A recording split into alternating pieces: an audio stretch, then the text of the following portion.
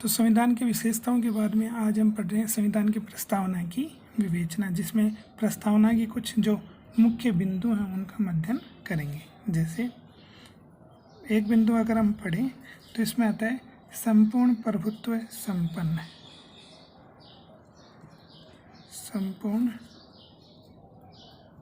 प्रभुत्व संपन्न। तो संपूर्ण प्रभुत्व संपन्न से क्या तात्पर्य है?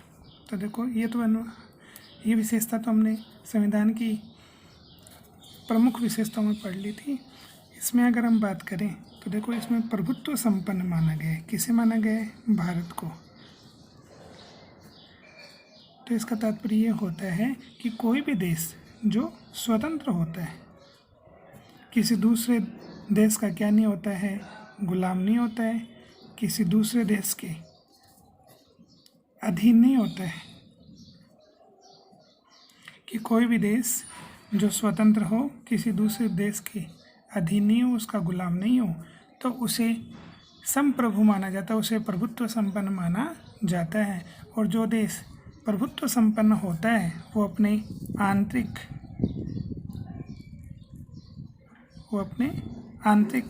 और बाहरी जो निर्णय हैं,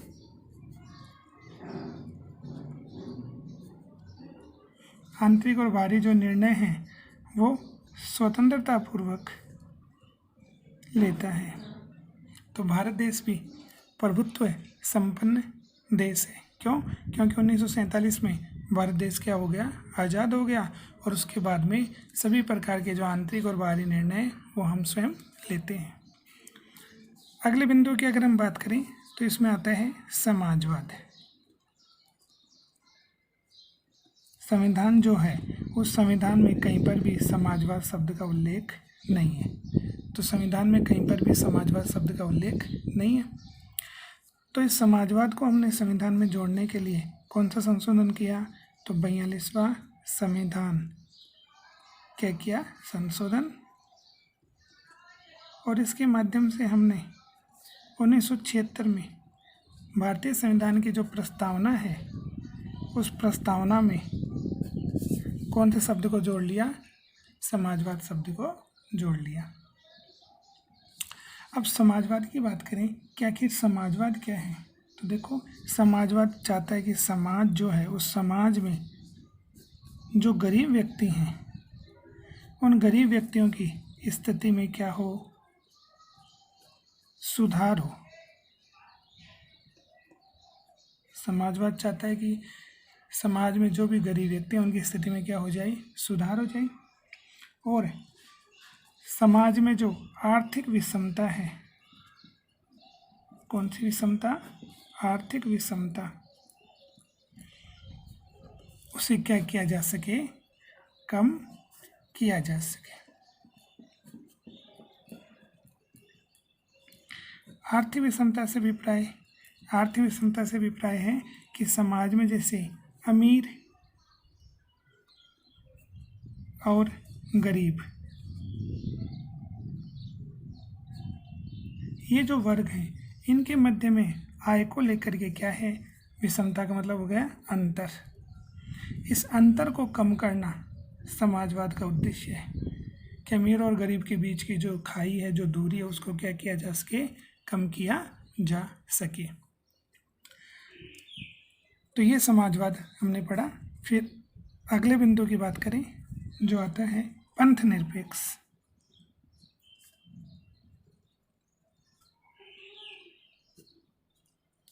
पंथ निरपेक्ष, तो देखो समाजवाद की तरह ही पंथ निरपेक्ष जो है वो भी संविधान में हमने कौन से संशोधन के माध्यम से जोड़ा? तो 42वें संविधान संशोधन के माध्यम से। कब जोड़ा? 1976 में जोड़ा।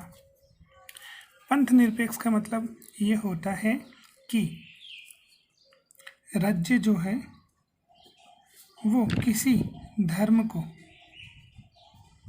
स्वयं का धर्म घोषित नहीं करेगा, कि राज्य जो है वो सभी धर्मों के प्रति समभाव की नीति रखेगा, सभी धर्मों को समान महत्व देगा, किसी धर्म को विशेष धर्म घोषित नहीं करेगा, राज्य का धर्म घोषित नहीं करेगा। तो ये पंथ निरपेक्ष हमने संविधान की विशेषताओं में पढ़ लिया था। फिर अगर हम बात करें तो अगला अपना जो बिंदु है वो है लोकतंत्रात्मक।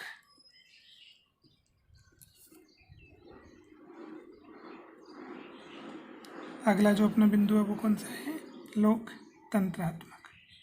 अब अगर लोकतंत्रात्मक की अगर हम बात करें तो इसमें देखो दो शब्द हैं, एक है लोक, दूसरा है तंत्र।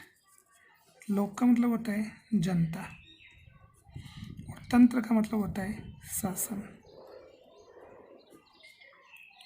तो लोकतंत्र दो शब्दों से मिलकर बना कि जनता का शासन। जनता का शासन कैसे हुआ कि देखो शासन तो संचालित कौन करती है? सरकार। लेकिन इस सरकार को चुनता कौन है? तो सरकार को कौन चुनता है? जनता। तो इस प्रकार से ये जो शासन हुआ वो कैसा हुआ? लोकतंत्र पर आधारित शासन। या जनता सरकार का चुनाव करती है तो वो शासन कैसा हुआ? लोकतंत्रात्मक। इसमें सरकार जो होती है वो किसके प्रति उत्तरदायी होती है? जनता के प्रति उत्तरदायी होती है। क्यों? क्योंकि जनता के माध्यम से सरकार का चुनाव किया जाता है। फिर आगे हम बात करें तो अगला अपना बिंदु आता है गणराज्य।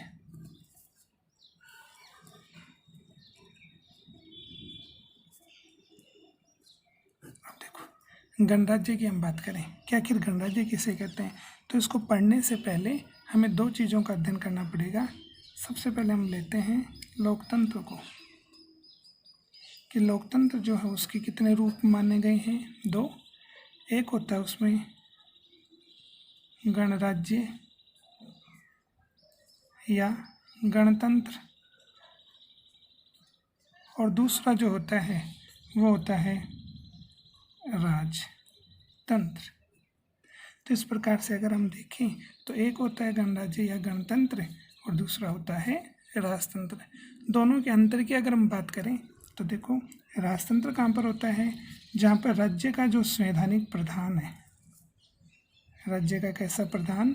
संवैधानिक।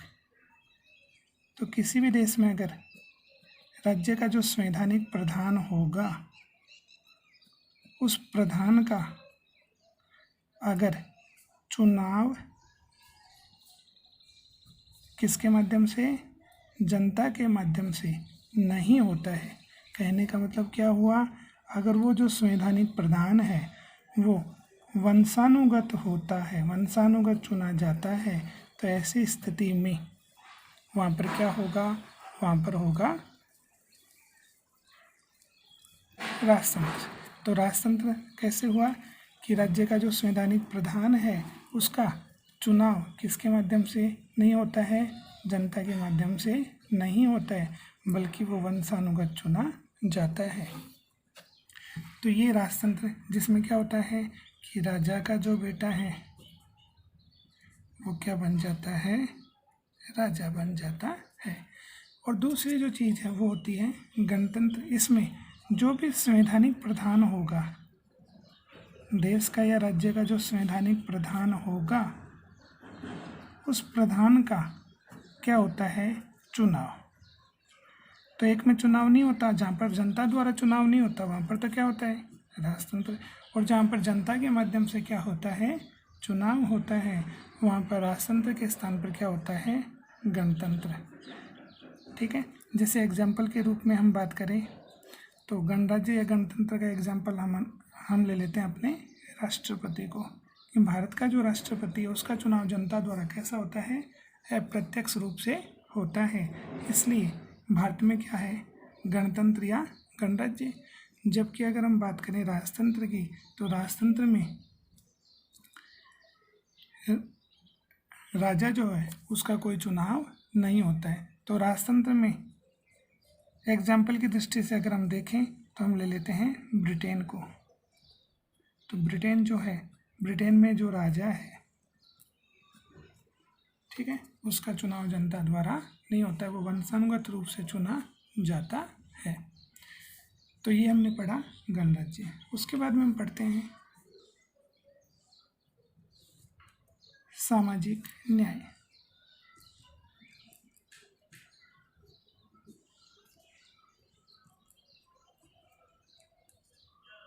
उसके बाद में हम क्या पढ़ रहे हैं? सामाजिक न्याय। तो उसके बाद में हम पढ़ते हैं सामाजिक न्याय कि सामाजिक न्याय किसे कहते हैं। तो सामाजिक न्याय से अभिप्राय है कि न्याय की स्थापना कहाँ पर हो? समाज में। तो सामाजिक मतलब हो गया समाज। तो समाज में न्याय की स्थापना हो, सभी के साथ एक जैसा क्या किया जाए? व्यवहार किया जाए। समाज के जो लोग हैं उनमें जाति के आधार पर, धर्म के आधार पर, भाषा, वर्ग, लिंग, जन्म स्थान, इनके आधार पर क्या नहीं होना चाहिए? भेदभाव नहीं होना चाहिए। तो वहाँ पर उस समाज में कौन से न्याय की स्थापना हो जाएगी? सामाजिक न्याय की स्थापना हो जाएगी। और यहाँ पर किसी को विशेष अधिकार प्राप्त नहीं होने चाहिए। तो वहाँ पर सामाजिक न्याय की क्या होगी? स्थापना। इसमें विशेष अधिकार अगर आप किसी को देते हो तो जाहिर सी बात, अन्य के साथ आप क्या कर रहे हो? भेदभाव कर रहे हो। तो विशेष अधिकार इसमें प्राप्त नहीं होंगे। जहाँ पर किसकी स्थापना होगी? सामाजिक न्याय की क्या होगी? स्थापना। फिर अगले बिंदु की हम बात करें तो वो है आर्थिक न्याय। कौन सा न्याय? आर्थिक न्याय। अब देखो, आर्थिक न्याय की हम बात करें तो आर्थिक न्याय में क्या होता है? तो भारतीय संविधान का देखो अनुच्छेद की बात करें तो अनुच्छेद इसमें आता है अपने संविधान का कौन सा? 39। इसमें क्या होगा? स्त्री और पुरुष उनको आप क्या माने? समान माने। और समान मान करके उन्हें अपने जीविका के साधन उपलब्ध करवाएं।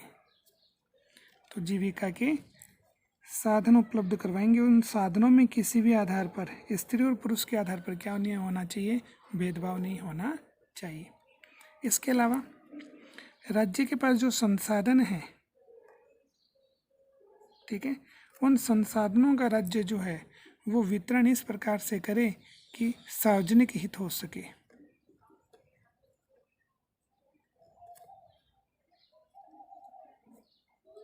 मतलब कि समाज में या राज्य में रहने वाले जो सभी लोग हैं उनका भला हो, इस प्रकार से राज्य अपने कार्यों को करे, अपने संसाधनों का प्रयोग करे।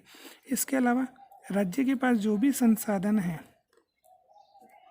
उन संसाधनों का, ठीक है,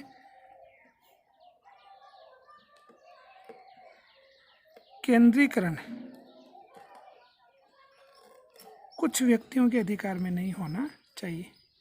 ठीक है, जैसे कुछ व्यक्ति हैं बार बार उन्हीं को संसाधन, उन्हीं को वो सुख सुविधाएं प्राप्त हो रही हैं, तो ये आर्थिक न्याय नहीं है। तो आर्थिक न्याय से अभिप्राय है कि समाज का जो कुछ वर्ग है उसी के अधिकार में संसाधन नहीं होने चाहिए, उसका विकेंद्रीकरण के स्थान पर क्या होना चाहिए? विकेंद्रीकरण होना चाहिए कि जिसको ज़रूरत है उसको क्या मिले? संसाधन मिले। तो ये हो गया आर्थिक न्याय। अगला अपना जो बिंदु है वो है राजनीतिक न्याय।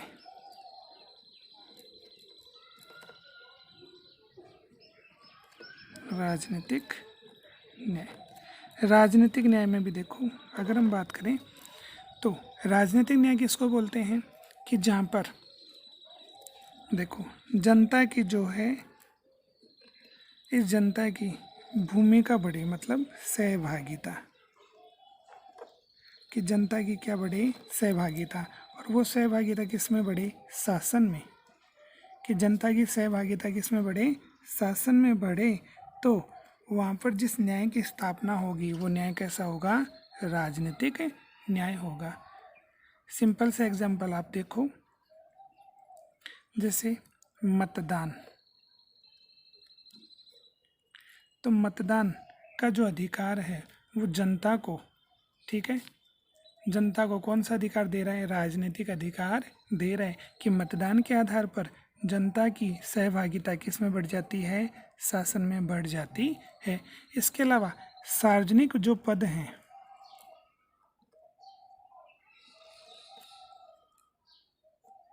ठीक है, कि चुनाव में हम बात करें कि आप चुनाव में एमएलए के पद पर खड़े हो गए, एमपी के पद पर खड़े हो गए, ठीक है। तो ये जो सार्वजनिक पद हैं, इन पर निर्वाचित होने का सभी को क्या है, अधिकार है, जो भारत का क्या है, नागरिक। तो सार्वजनिक पद प्राप्त करने का अधिकार, उस पर निर्वाचित होने का क्या है, अधिकार है। तो सार्वजनिक पदों के माध्यम से आप भूमिका किस में बढ़ाते हो, शासन में बढ़ाते हो। तो कौन से न्याय की स्थापना होती है, राजनीतिक न्याय की क्या होती है, स्थापना। चलो अगला जो बिंदु है वो है स्वतंत्रता।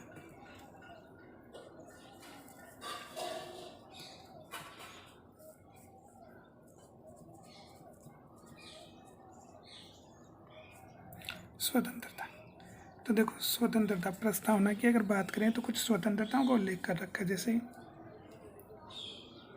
विचार, अभिव्यक्ति,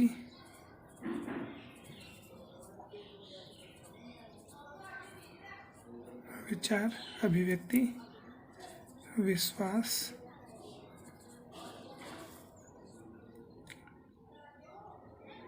धर्म और उपासना।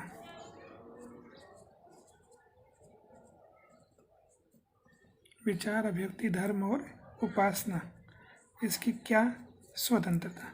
तो स्वतंत्रता को संविधान की प्रस्तावना में कुछ बता रखा है, जैसे विचार अभिव्यक्ति की स्वतंत्रता, कि व्यक्ति अपने विचारों को क्या कर सके, अभिव्यक्त कर सके, कह सके। तो विचार अभिव्यक्ति की स्वतंत्रता कहती है कि व्यक्ति अपने विचारों को अभिव्यक्त कर सके स्वतंत्रता पूर्वक। विश्वास, कि व्यक्ति का जो विश्वास है वो जिस धर्म का है उस धर्म का पालन कर सके, उस धर्म के जो भी आचरण हैं उसको स्वतंत्रता पूर्वक कर सके। तो ये सभी जो चीज़ें हैं वो किस में आती हैं, स्वतंत्रता में आती हैं। फिर है समानता।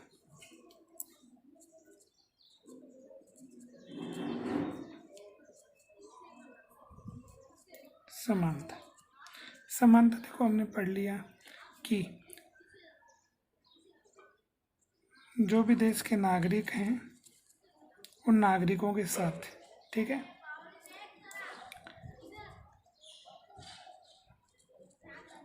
अवसरों के आधार पर क्या हो, समानता हो।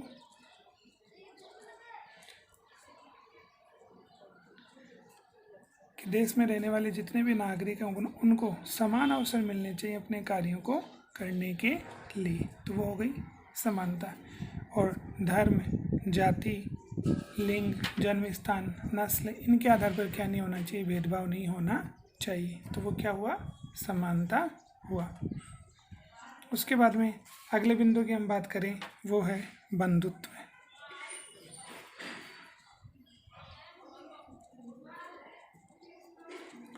देखो बंधुत्व से अभिप्राय भाईचारे की भावना, भाईचारे की भावना, कि देश में रहने वाले जो नागरिक हैं वो एक दूसरे को अपना क्या माने, भाई माने। तो इससे क्या होगा, इसमें इस भाईचारे की भावना से क्या होगा, देश में किसी प्रकार की कोई हिंसा नहीं होगी, सब मिलजुल करके रहेंगे और देश में एकता बनी रहेगी। इसके बारे में हम पढ़ रहे हैं व्यक्ति की गरिमा।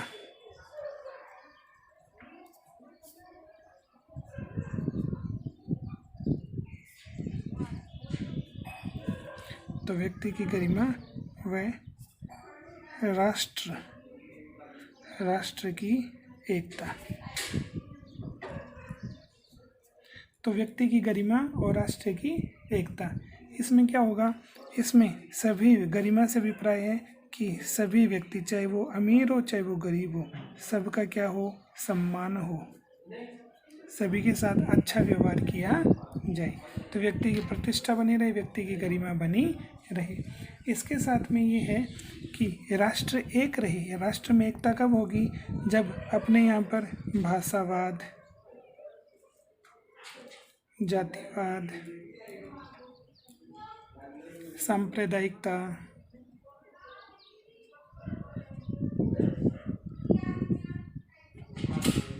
तो भाषावाद, जातिवाद, सांप्रदायिकता, तो भाषावाद, जातिवाद और सांप्रदायिकता ऐसे जो भाव हैं वो नहीं रहे, तो सब मिलजुल कर रहें तो देश में क्या बनी रहेगी, एकता बनी रहेगी। और लास्ट अपना जो बिंदु है इस पाठ का वो है अखंडता।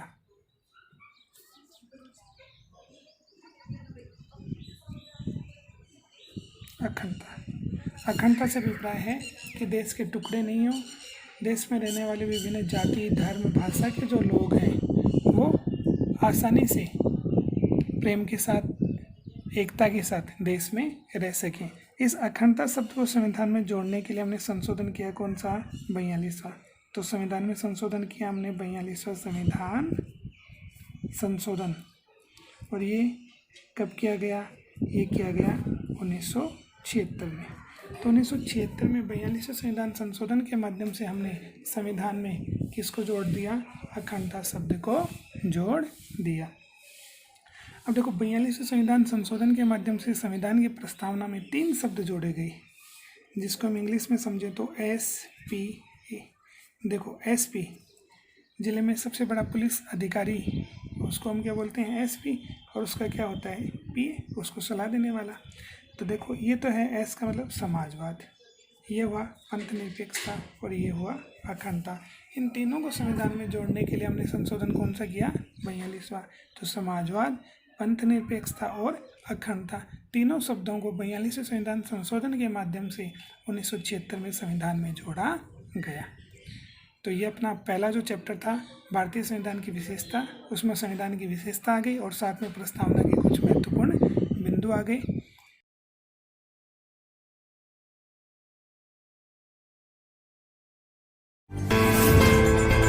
Please subscribe YouTube channel, share and like it.